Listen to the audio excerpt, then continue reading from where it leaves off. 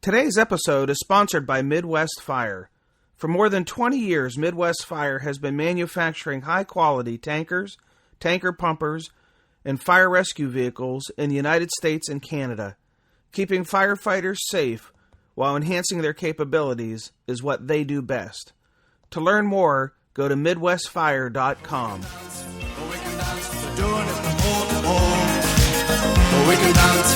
We can dance, everybody look at your hands. We can dance, everybody's taking the chance. Safe to dance, oh it's safe to dance. Yes, it's safe to dance.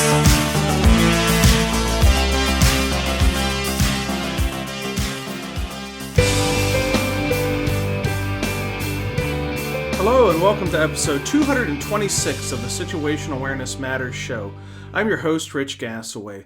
The purpose of this show is to improve situational awareness for individuals and teams who work in high-risk, high-consequence, time-compressed environments with changing conditions.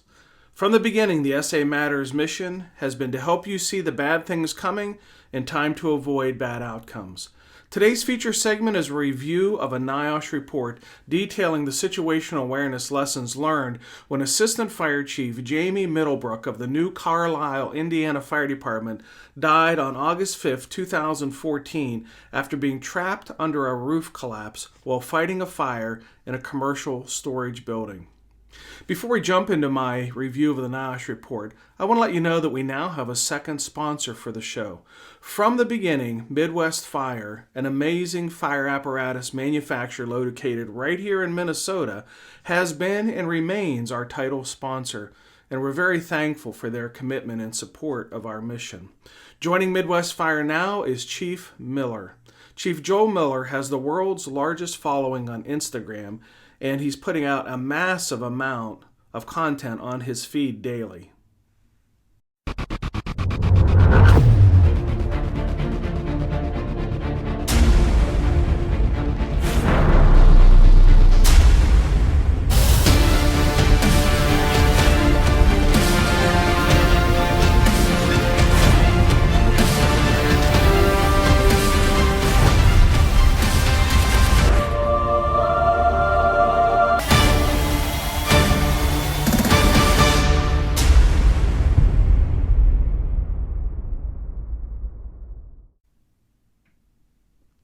I'm so excited to have Chief Miller on board as a sponsor of the SAMatters show. Head over to Instagram and follow Chief_Miller.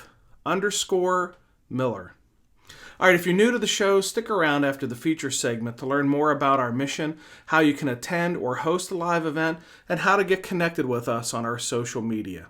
All right, let's jump into our feature segment, a review of the NIOSH Line of Duty Death Report detailing how a roof collapse on a commercial building fire claimed the life of Assistant Fire Chief Jamie Middlebrook.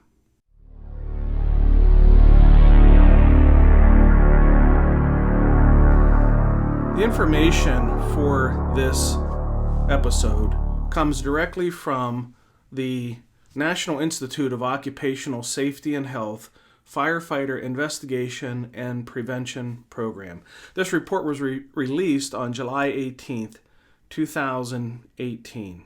I'm going to be reading excerpts of the report because I don't want to get any of the details incorrect. So here's the summary. On August 5th, 2014, a 40-year-old male volunteer assistant fire chief died after being trapped under a roof collapse while fighting a fire in a commercial storage building. The County Dispatch Center transmitted Box 9101 for County Fire Station 91 at 20:59 hours to a septic tank cleaning business for a confirmed commercial structure fire. The fire chief of Station 91, Chief 9101, communicated to County Dispatch Center that the response was incorrect. A fire station from another county was first due to this address. It's worth noting the boundary for both fire stations runs through the center of this property. Chief 9101 also relayed to the County Dispatch Center that Fire Station 91 would continue their response. Chief 9101 was the first unit on the scene at 2105 hours, and the vehicle designated as Battalion 9 and assumed command. The fire was in a pole barn style building with metal siding and a roof with wood truss supports and a pan ceiling, a metal ceiling that blocks the truss, creating a cockloft. Heavy fire was showing through the roof on the B side and the C side of the structure when the first due company arrived. After a brief conversation with the assistant chief, who is in this report the line of duty death, the incident commander decided to open the doors on the north end or the A side of the building and to set up an unmanned ground monitor to keep the contents of the building cool.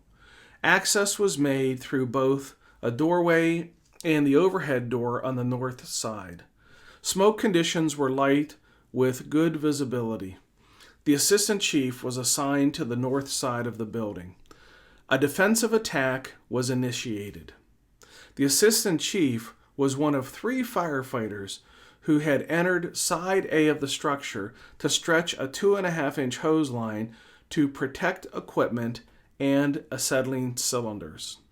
The crew was operating approximately 50 feet inside the structure and then decided to change the 2.5-inch nozzle to a portable ground monitor / deck gun.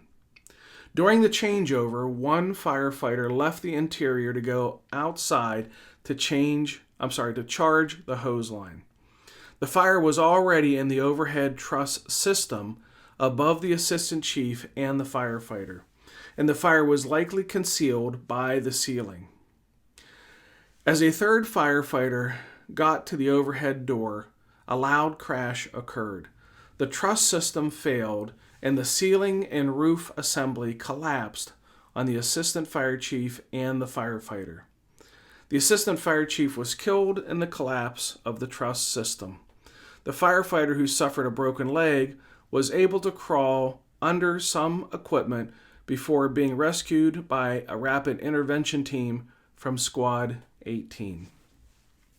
Contributing factors that were identified in the NIOSH report for this incident related to incident management, an incident action plan and assessment, offensive action being taken on a defensive fire, communications and mutual aid, lack of a safety officer, and the area I want to give particular attention to, the collapse exclusion zones and situational awareness.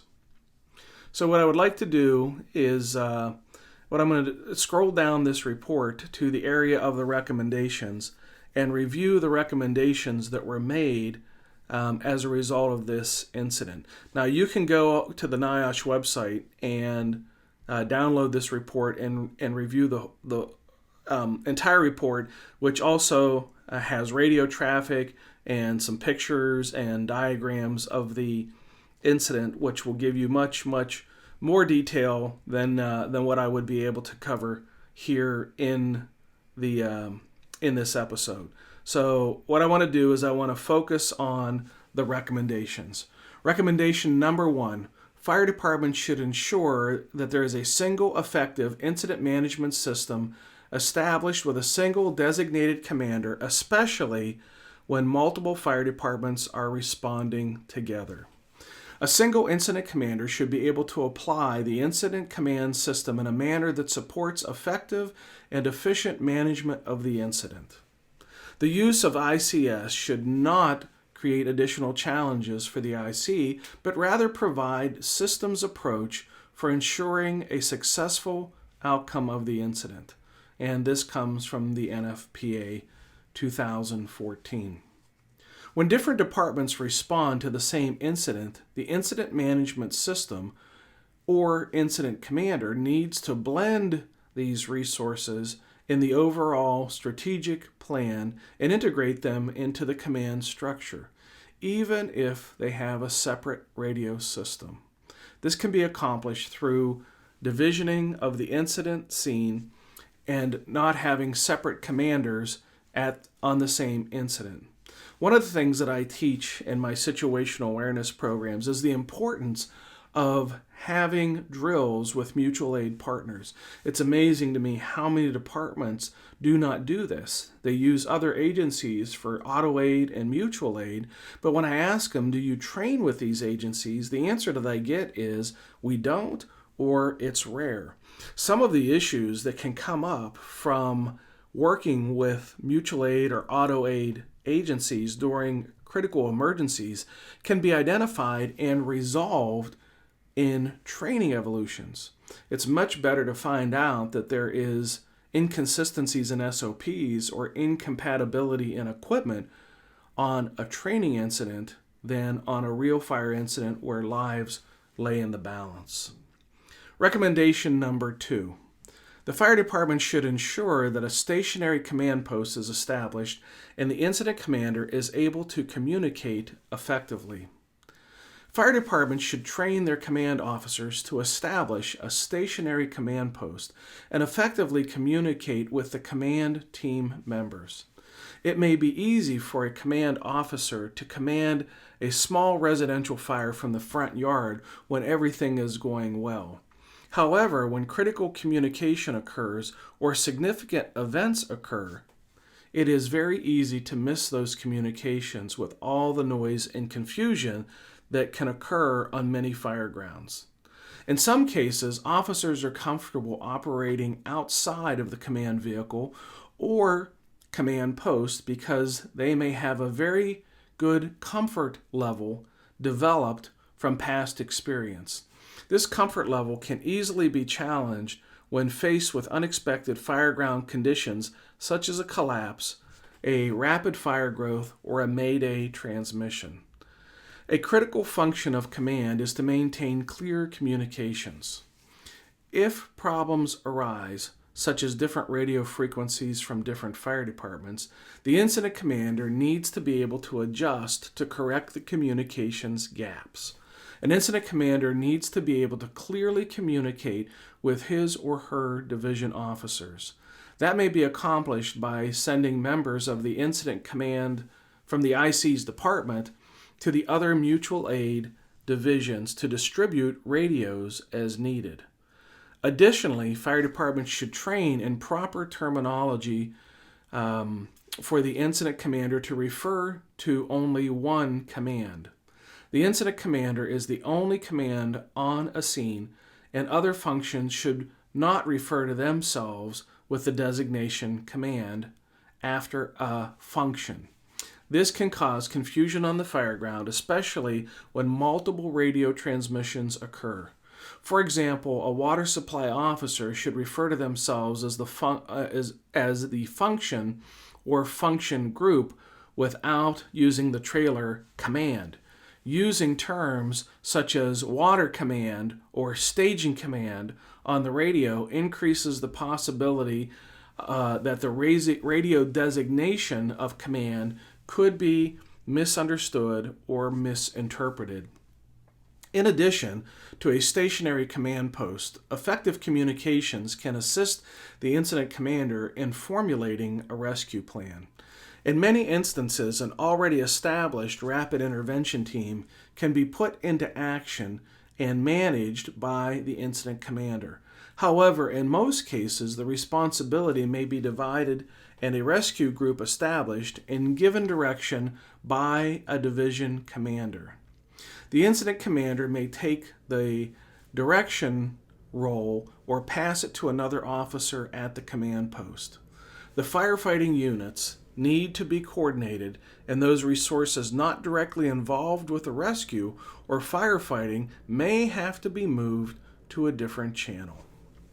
Muscle memory / repetitive skill training is just as important for an incident commander as it is for firefighters to, quote, know their SCBA. This ability to command emergency incidents is learned not only through didactic training, but skill development with hands-on training as well. Fire officers need to resist the temptation to command from the front yard even on minor incidents. Command skill can be built by consistently establishing command at smaller incidents. This can benefit the experienced commander. However, it is a critical skill building process for newer officers or those in the acting role. Everyone on the fireground benefits from repetition, including command officers. And while many officers can effectively command from the front yard or outside of a command vehicle, when a significant event such as a building collapse or a mayday occurs, a properly set up command structure is much more able to adapt and expand as needed. Once a significant event such as a mayday occurs, command needs to obtain the critical information and assign the correct resources to manage the event. Some departments have adopted the use of a LUNAR report: location, unit assigned, name, assistance needed, and resources needed, to gain additional information in identifying a firefighter who's in trouble or who needs assistance. The incident commander, division group supervisors, company officers, and firefighters need to understand the seriousness of the situation. It is also important to have available resources on the scene who can have a plan established prior to a mayday occurring. One of the things I focus on a lot in the situational awareness classes that relates to this is the importance of having incident commanders practice the skill of commanding in training scenarios, and to make those scenarios as realistic as possible and to practice them in repetitive ways. This is pointed out amply in this report of the need to have incident commanders do this skill development and rehearsal, especially rehearsing incidents of maydays. And this goes beyond the practice of this in a classroom, but to actually put the incident commander on a simulated incident scene and to have the companies operating as if at a real incident, and to have a mayday called, and to have that incident commander learn and practice how to manage through those maydays. To be able to do it in a practice scenario will raise the stress level and help that developing incident commander learn and practice those skills for when it happens as the real deal. It won't be the first time they've ever felt the stress of managing a mayday incident. Recommendation 3. The fire department should ensure that an incident action plan is developed and risk assessment is performed throughout the incident, and the tactics match the conditions of the environment. Incident commanders must develop a strategy and then develop an incident action plan to ensure the correct actions are implemented to take control of an incident. The incident commander must incorporate the situational evaluation, which they call size up, the standard risk management plan, and forecasting in the decision-making process to define the incident strategy. This will lead to the development of an incident action plan, which includes the tactical priorities. The incident action plan defines where and when resources will be assigned to the incident to control the situation. Creating a standard outcome for all incidents requires an incident commander to use a systematic approach for effectively managing all incidents. The incident action plan should be directly related to the defined strategy established by the incident commander for that particular incident. The defined strategy describes the overall approach to the incident operations and drives the incident action plan.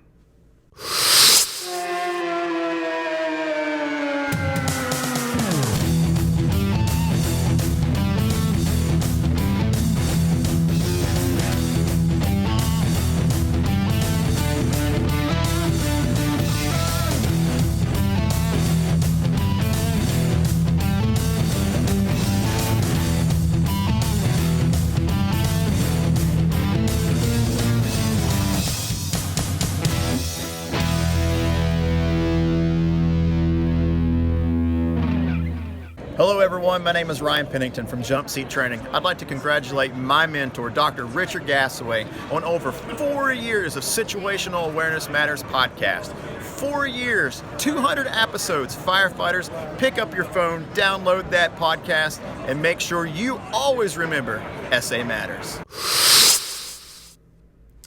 Okay, I want to segue to recommendation number 7. Fire departments should ensure that firefighters are trained in situational awareness and expected building performance under fire conditions. All officers and firefighters operating at an incident should maintain situational awareness and conduct a continuous risk assessment throughout the incident, reporting unsafe or changing conditions to the incident commander. It is important to train firefighters and officers to maintain their situational awareness, especially regarding expected building performance under fire conditions. The training should include what general situational awareness is and the addition of maintaining situational awareness in relation to the expected building performance under fire conditions. It is keenly important during strategy changes that firefighters are trained to recognize deteriorating and degrading building conditions and maintain their situational awareness at all times. Building condition changes under fire conditions and the continued deterioration of the structure will place firefighters at risk. Building performance hazards such as hidden fires in void spaces above suspended ceilings are always a fire spread danger and need to be considered on defensive fires as well as offensive fires. Once a defensive strategy has been selected, enforced exclusion zones can keep fire crews away from these unseen hazards, such as in this incident, with fire spreading behind an interior crew above a suspended metal ceiling. Experience is a very valuable tool to every incident, and response should be reviewed as an opportunity to learn and improve firefighting command skills. Although there is no evidence of this happening at this incident, firefighters and officers need to resist the temptation to provide training for newer members by performing offensive task-level operations while performing defensive strategy. This includes placing crews inside the collapse zone or exclusion zones or an area that has not had a risk assessment performed. In the book, Essentials of Firefighting for Fire Department Operations from IFSTA 2013, it defines situational awareness as an awareness of your immediate surroundings. Now I'm going to pause here to say the definition of situational awareness is a whole lot more than that. And in fact, I can remember from 3rd grade that my teacher said to never use the word that you're trying to define in the definition of a word. And it's confusing. And that's exactly what this is. The definition of situational awareness is awareness of your immediate surroundings. There's more to it. Let me continue. On all fire and emergency incidents, all firefighters and emergency responders should be trained to be consistently alert for changing and unsafe conditions. That is true. Even though a safety officer may have been designated for an incident, it is the obligation of all personnel to be alert to their immediate surroundings. That is true as well. It's amazing to me how many times I teach classes and the only ones in the program are officers. And then I'll ask, where are all the firefighters? Well, the firefighters don't need this training. Really? Only the officers need to be trained on situational awareness? That could be kind of short-sighted. Continuing on. They, talking about the firefighters and all personnel, must maintain their situational awareness and be alert for unsafe conditions. Situational awareness can be described as a heightened consciousness of what is currently developing or occurring. Again, much more to it than that. One of the most critical aspects of coordination between fireground crews is maintaining situational awareness. That is true. A danger for the less experienced firefighter in the initial stages of an event is to get tunnel vision, where they become so focused on operational assignments that they fail to see the changes in their environment. Indeed, tunnel vision is a barrier to situational awareness, but I think what they're describing here is actually task fixation, not the neurological, biological event of tunnel vision when you lose your peripheral vision. I think they're talking about a narrowing of focus, just a slight misuse of the term, which with very different meaning and very different consequences. Other barriers can include distractions, that is true, as well as interruptions, which they don't mention. Adrenaline triggers that can narrow the focus, that is true, and many more neurotransmitters in addition to adrenaline, norepinephrine, serotonin, dopamine, to name a few, but they only mention the adrenaline, that can narrow a focus, which is true, mayday or urgent traffic over the radio, and complacency, which is a barrier to situational awareness, especially after a long-duration fire or when an event is winding down. Then they go on to talk about the rules of engagement established by the International Association of Fire Chiefs. This particular line of duty death report makes 17 references to situational awareness. I would like to add on to the findings of this report by helping you to understand what situational awareness truly is and a brief explanation of how to establish it. Situational awareness is your ability to perceive and understand what is happening in the environment around you in context or in relationship to how time is passing. As time passes, conditions change. And as conditions change, then so does awareness. And then being able to make accurate predictions about what's going to happen in the future, and hopefully to do that in time to avoid a bad outcome. As you're preparing for responding to arriving at and sizing up and operating at incident scenes, it would be valuable to keep the definition of situational awareness in mind. Now, to make that simpler, what I teach is a 3-step process using the analogy of building a house: foundation, walls, and roof. The foundation for situational awareness is the perception. The walls of the roof is understanding, or the walls of the house, is understanding, which is sometimes referred to as comprehension. And then the roof of the house, the highest and perhaps most complex part of situational awareness, is being able to predict the future outcomes. This particular report mentions a few of the barriers to situational awareness, but there are over 100 barriers that can flaw awareness, and about a dozen of them that are in play in this particular report, and that responders should be concerned with while operating in high-risk environments. So I'm going to ask you, if you want to learn more, to swing over by the website, SAMatters.com.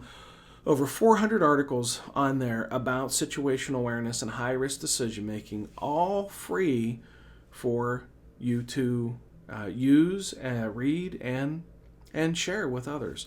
So thanks for joining me here as I got to review this line of duty death report. Swing by the NIOSH website and check out the entire report with all the recommendations, including those strong recommendations related to the importance of situational awareness as a foundation for high-risk decision making.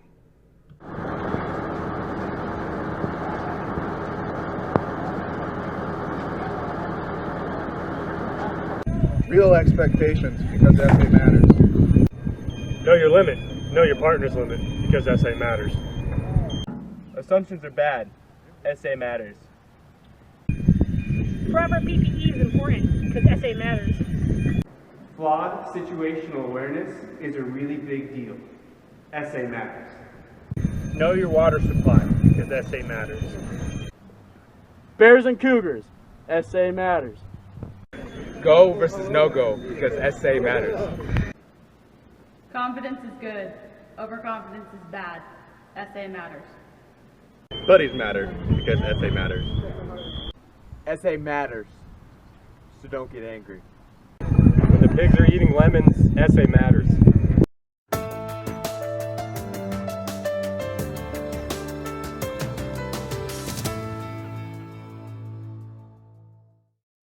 Our academy class is going home today because we know that SA matters. SA matters!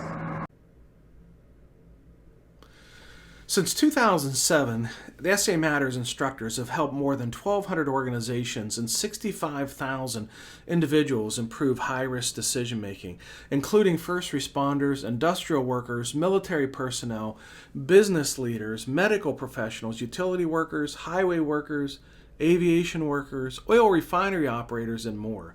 If you work in a high-risk, high-consequence decision-making environment, I want to help to improve your safety and your survival, and to help you accomplish the most important goal of all, and that's to go home to the ones who love you. I'd like to take a moment to thank those companies, organizations, agencies, and departments that have hosted recent Situational Awareness Matters training for their team members, including the Ohio Fire Chiefs Association Conference in Columbus, Ohio, the Evansville Fire Department in Evansville, Indiana, Fire Rescue International in Dallas, Texas, the Northwest Fire District in Houston, Texas, and the Missouri City Fire Department in Missouri City, Texas. If you're interested in attending one of our programs, here is a list of the upcoming programs that you can take part in. By the time this episode airs, I will have already been in the middle of the next one. I'll be in Hawaii doing consulting for the United States Navy at the Pearl Harbor Naval Shipyard. This is the second shipyard facility to hire us to help them improve their situational awareness, and I would like to thank the Naval Sea Command for their faith and confidence in our message and allowing us the opportunity to serve those who protect our nation. Then on September 13th, I will be at Eagle Materials in Grapevine, Texas, October 17 and 18 at the Odessa Fire Department in Odessa, Texas, September 22nd, the Columbia Shoe Swap Regional District in New Brunswick. British Columbia, British Columbia, Canada. September 24 to 27, the Portsmouth Naval Shipyard back in Portsmouth, New Hampshire. September 29th, the Badger Firefighters Association Conference in West Bend, Wisconsin. October 12th, the Minnesota Fire Chiefs Association Conference in St. Paul, Minnesota. October 13 and 14, the Boggs Run Fire Department in Boggs Run, West Virginia. October 17th, the Association of Canadian Ergonomists Conference in Sudbury, Ontario. October 19th, the Loudoun County Fire Officers Association Seminar in Loudoun County, Virginia. October 22 to 27, the Puget Sound Naval Shipyard in Seattle, Washington. October 28th, the Clearwater Regional Fire Services in Alberta, Canada. And October 29 through November 1, back at the Puget Sound Naval Shipyard in Seattle, Washington. To see the locations of all the upcoming Situational Awareness Matters tour stop events, just head over to the SA Matters website and click on the blue box on the right side of the homepage labeled Live Training Dates. If you're interested in hosting a situational awareness program for your agency or organization, just go to the homepage and click on the Contact Us tab on the top of the homepage, and I'll give you a call and we'll get something set up.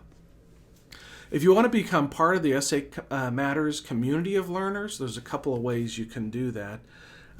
You can get connected with us through our newsletter membership by subscribing to our podcast on iTunes, Stitcher Radio, Google Play, or iHeartRadio, by getting connected with us by subscribing to our YouTube channel, and you can follow us on our social media feeds of Facebook, Twitter, LinkedIn, and Instagram.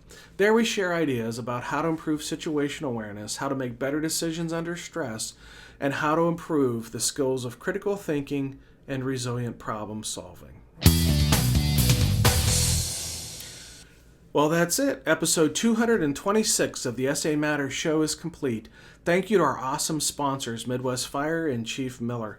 Thank you to all the companies, agencies, organizations, and departments that have hosted Situational Awareness Matters training programs.